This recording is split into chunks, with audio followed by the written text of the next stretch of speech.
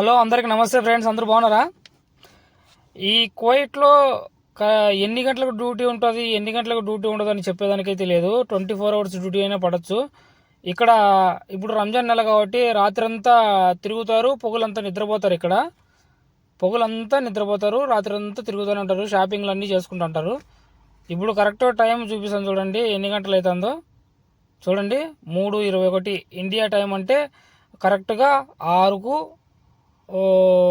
9 నిమిషాలు తక్కువ 6 గంటలు అయితే తెల్లారుతున్నా. ఇంతవరకు నిద్ర లేదు రాత్రి నుంచి. ఇది ఏదో ఎమర్జెన్సీగా ఉంటే హాస్పిటల్కి అయితే వచ్చారు. హాస్పిటల్ ఏరియా చూడండి ఎంత బాగుందో.